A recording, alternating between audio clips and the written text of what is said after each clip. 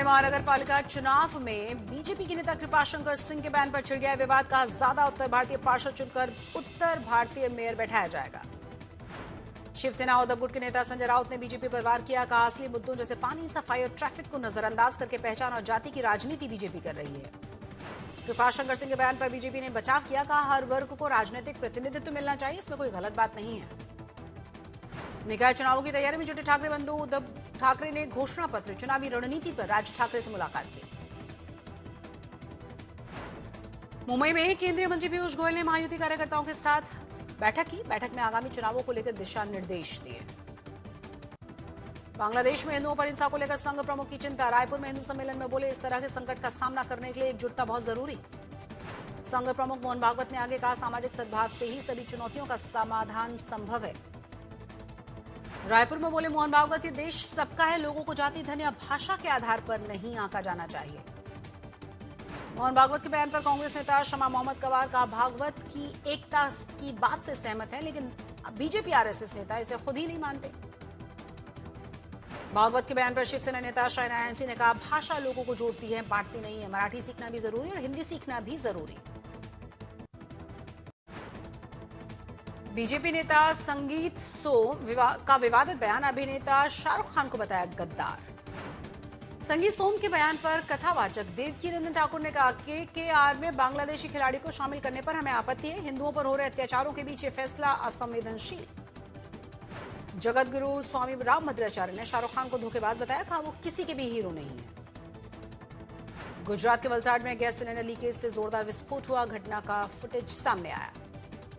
Valsad cylinder blast मामले में इलाके में हड़कंप मच गया था, घटना में कोई हताहत नहीं हुआ।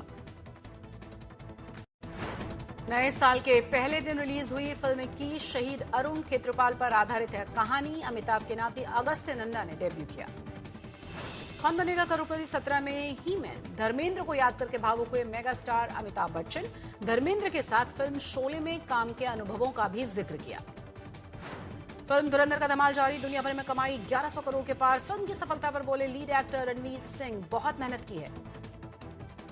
अभिनेता प्रभास और डायरेक्टर संदीप रेड्डी बांगा ने जारी किया है बहुप्रतीक्षित फिल्म स्पिरिट का फर्स्ट लुक पोस्टर।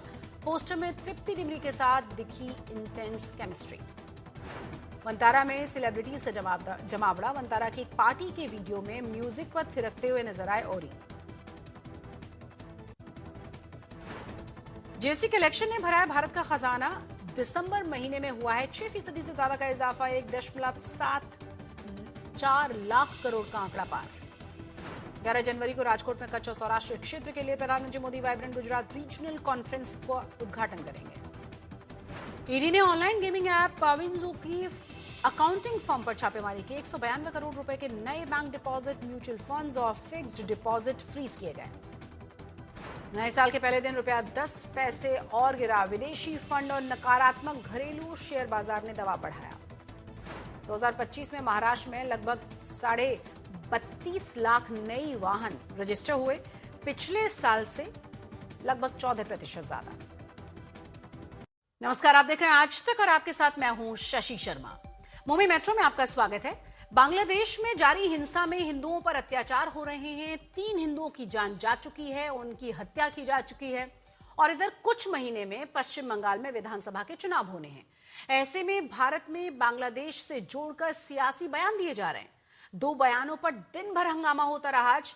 पहला बयान संघ प्रमुख मोहन भागवत का था, जबकि दूसरा बयान बीजेपी नेता संगीत सोम का था, जो बांग्लादेश हिंसा पर बोलते बोलते बॉलीवुड के किंग खान यानी कि शाहरुख खान पर विवादित बयान दे बैठे।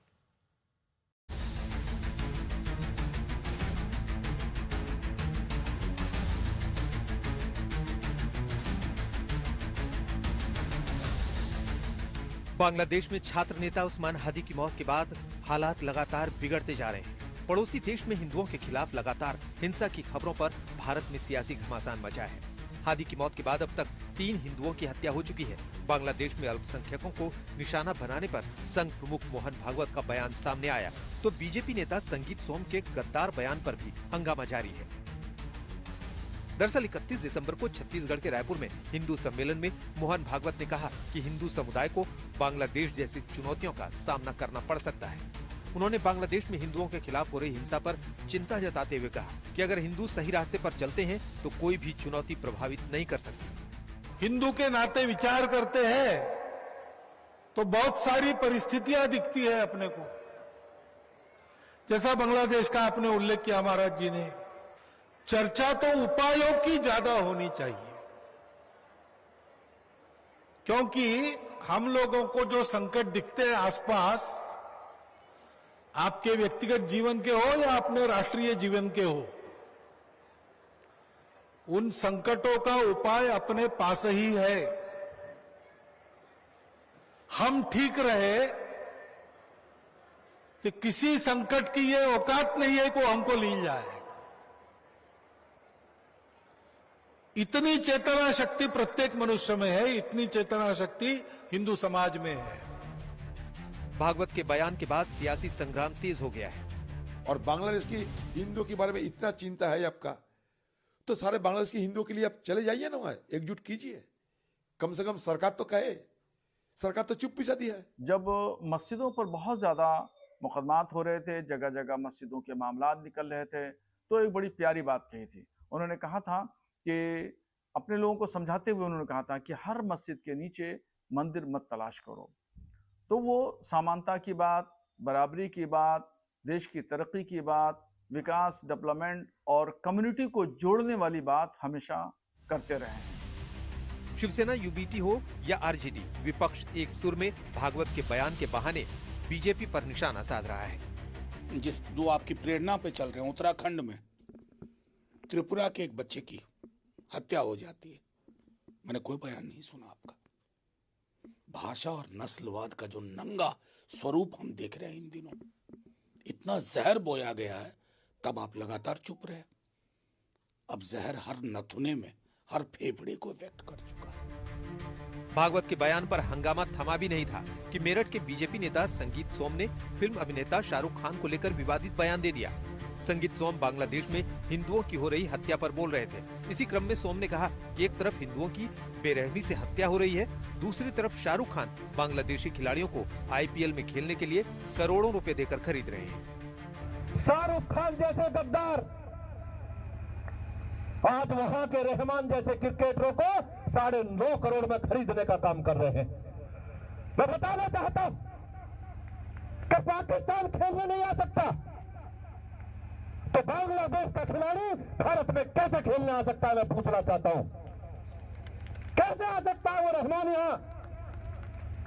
वहां हिंदुओं का कत्लेआम करेंगे, और शाहरुख खान जैसे गद्दार देश में उन्हें खरीद कर 9.5 करोड़ रुपया देने का काम करेंगे। ये बिल्कुल नहीं चलेगा और भारत की जनता इसे बिल्कुल बर्दाश्त नहीं करेगी।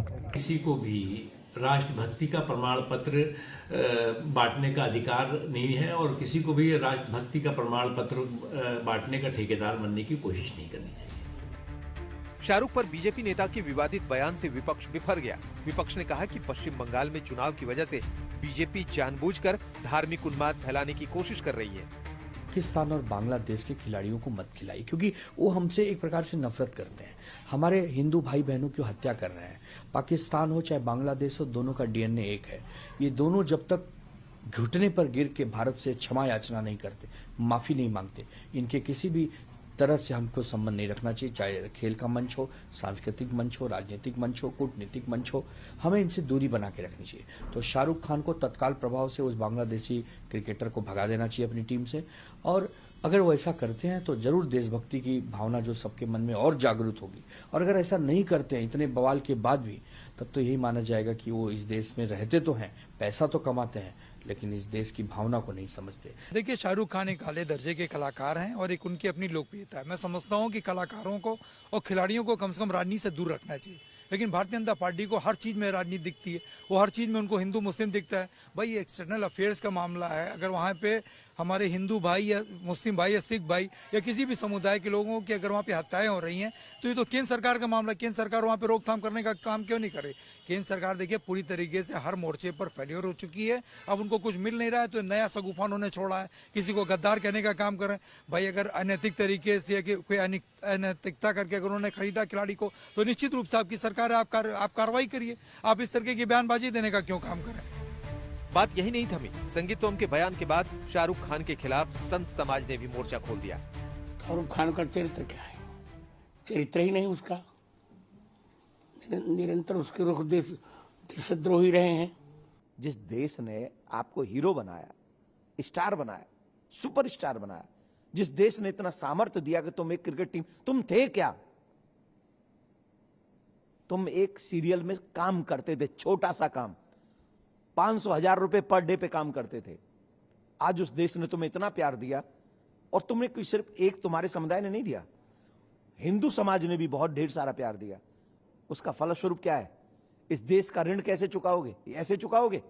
बांग्लादेशी क्रिकेटर को लाकर हमारी छाती पे खिलाकर, ये है तुम्हारा प्यार इस देश के लिए?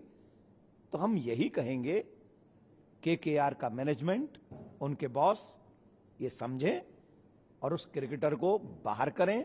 9 करोड़ 20 लाख रुपया जो उस क्रिकेटर को दे रहे हैं, वो पैसा अगर जो बच्चे हिंदू वहां मारे जा रहे हैं, वही पैसा एज ए क्षमा, सॉरी फील करते हुए उनके रिश्तेदार अगर हिंदुस्तान में हैं, तो उनके हिंदुस्तान में उन क्रिकेटर, उन हिंदू बच्चों को देने चाहिए, जिससे कम से कम ये पता लग सके कि हाँ, इनकी संवेदना हम हिंदुओं के साथ में है। बांग्लादेश पर भागवत और संगीत सोम दोनों के बयान के बाद शुरू हुए विवाद पर फिलहाल विराम लगता नहीं दिख रहा। आज तक ब्यूरो। तो महानगर पालिका के चुनाव जैसे जैसे नजदीक आ रहे हैं, सियासी बयानबाजियां तेज होती जा रही हैं। बीजेपी नेता कृपाशंकर सिंह का एक बयान चुनावी बहस के केंद्र में आ चुका है। उन्होंने कहा था कि हम इतने ज्यादा उत्तर भारतीय पार्षद जिताकर भेज देंगे कि मुंबई का मेयर मराठी नहीं बल्कि उत्तर भारतीय बनेगा। अब उद्धव ठाकरे की पार्टी ने बीजेपी पर हमला बोलते हुए आरोप लगाया है कि बीजेपी मुद्दों से ध्यान भटकाने की कोशिश में है और इसीलिए ऐसे बयान दिलवाए जा रहे हैं।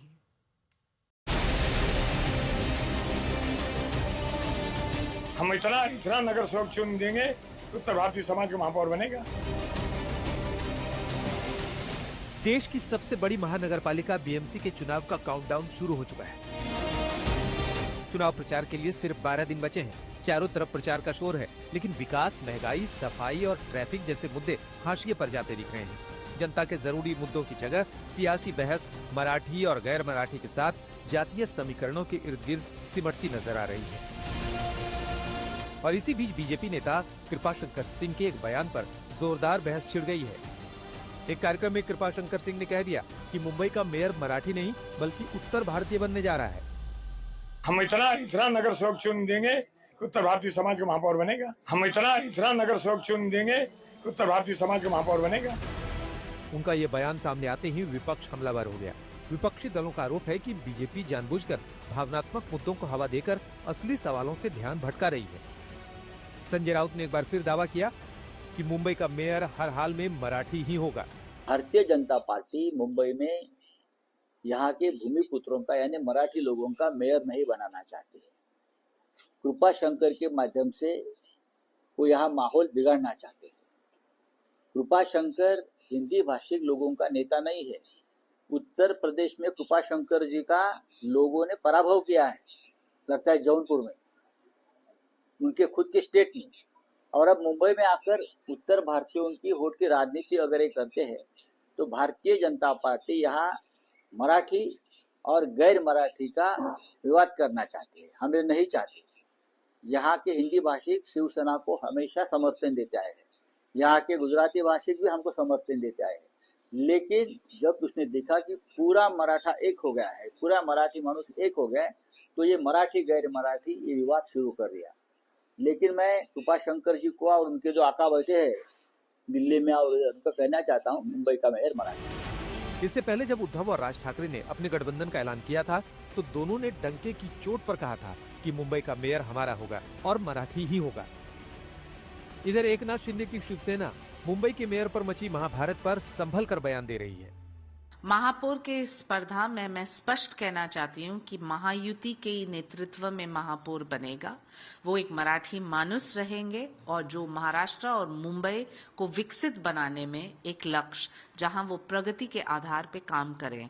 बहुत सारे लोग हैं जो सपना देख रहे हैं। कोई कहता है कि हिजाब वाले बैठेंगे महापौर के गद्दी पे। हम कहते हैं कि जब भी आप ऐसे भविष्यवाणी करते हैं और तुष्टीकरण करती है, जनता आपको एक मुंहतोड़ जवाब जरूर देगी। शहर की जनता पानी, सड़क और सफाई की बात करना भी चाहे तो सियासतदान उसे गैर जरूरी मुद्दों पर उलझा कर रखना चाहते हैं।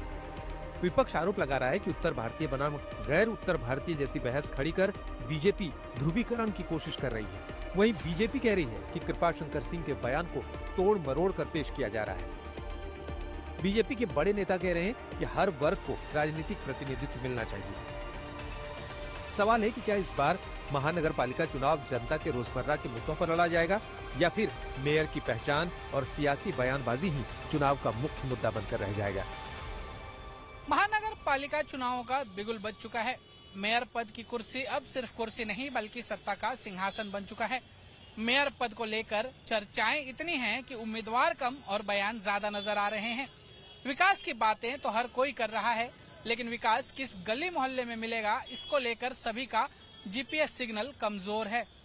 कॉमन मैन की तकलीफों को आर.के. लक्ष्मण ने अपनी कहानियों में बखूबी बयां किया था, लेकिन विडंबना ये है कि कॉमन मैन यानी उस आम आदमी की तकलीफें आज भी कहीं न कहीं उन कहानियों तक ही सीमित हैं। कैमरामैन आशीष धामापुरकर के साथ दीपेश त्रिपाठी, मुंबई, आज तक। कई जगह बीजेपी और शिवसेना ने दोस्ती के बावजूद एक दूसरे के खिलाफ उम्मीदवार उतारे हैं। महाराष्ट्र विधानसभा स्पीकर राहुल नार्वेकर ने कहा है कि ये दुर्भाग्यपूर्ण है कि गठबंधन का साथी उन सीटों पर चुनाव लड़ रहा है जो बीजेपी के कोटे में है। महाराष्ट्र असेंबली स्पीकर और कोलाबा एमएलए राहुल नार्वेकर जी हमारे साथ जुड़ रहे हैं। सर, कोलाबा अगर बात करें तो पहले कुछ आरोप लगाए गए आम आदमी पार्टी और कई इंडिपेंडेंट और दूसरी पार्टियों की तरफ से कि आपने रिटर्निंग ऑफिसर के ऑफिस में आप प्रेजेंट है लास्ट डे ऑफ नॉमिनेशन और लोगों को फाइल करने नहीं दिया कैंडिडेट्स को। जब विरोधकों को उनकी हार साफ साफ दिखाई दे रही हो तब ऐसे बहाने और ऐसे बिन बुनियाद के आरोप लगाने का काम वह करते हैं। जब नॉमिनेशन फाइल करने का समय 5 बजे तक था और रिटर्निंग ऑफिसर ने जो लोग 5 बजे तक उनके कार्यालय में आए उन सबका नामांकन पत्र स्वीकारा, जो लोग 5 बजे के बाद आए उनका नहीं स्वीकारा। उसमें भारतीय जनता पार्टी के भी उम्मीदवार है जिनका स्वीकारा नहीं गया, तो क्या हम स्वयं अपने ही उम्मीदवारों का नामांकन भरने नहीं देंगे? तो ये केवल बिन बुनियाद बात है और अपनी हार को छिपाने का बहाना है। क्यों आपको ऐसा लग रहा है इस बार इतने कैंडिडेट्स ये चीज कह रहे हैं, या फॉर्म नहीं भर पाए, या क्या हुआ इस बार? नहीं, मुझे ऐसे नहीं लगता है। जिन कैंडिडेट से पहले से तैयारी की थी, जिनके एफिडेविट्स रेडी थे, जिनके सब पेपर्स रेडी थे, वह अपना नॉमिनेशन फाइल कर सके। जो आप बोल रहे हो इतने सारे कैंडिडेट्स ने फाइल भी तो किया है। दूसरा चीज ये है कि कई जगहों पर रिबेलियन कोलाबा में हुआ है, चाहे फिर वो मित्र पक्ष हो, बीजेपी से हो, 225, 226, 227, इस वक्त की क्या स्थिति? देखिए, भारतीय जनता पार्टी का इन सभी वार्ड्स में कोई भी रिबेलियन रहा नहीं है। जिनकी नाराजगी थी वो सब नाराजगी दूर करके सभी एक साथ मिलकर अभी काम कर रहे हैं और कोई इसमें दिक्कत नहीं है। 225, 226, 227 की सीटें हम 10-10 हजार के मार्जिन से जीत के आएंगे। जो फ्रेंडली फाइट एक देखने के लिए मिल रही है कोलाबा विधानसभा में शिवसेना बीजेपी की तरफ से 225 में सुजाता सानप ने फॉर्म भरा है शिवसेना के एबी फॉर्म पे, कैसे देखते हैं? नहीं, ये तो सीट बीजेपी के हक की सीट है और उस हिसाब से भारतीय जनता पार्टी के कोटा में ये सीट आई थी। हमने हमारे उम्मीदवार को उतारा है जो कम से कम 10,000 वोटों से जीतने वाली है।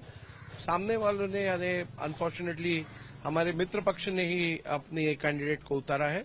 तो एक फ्रेंडली कॉन्टेस्ट होगा जिसके लिए हम पूरी तरीके से तैयार हैं और जीत हमारी निश्चित है।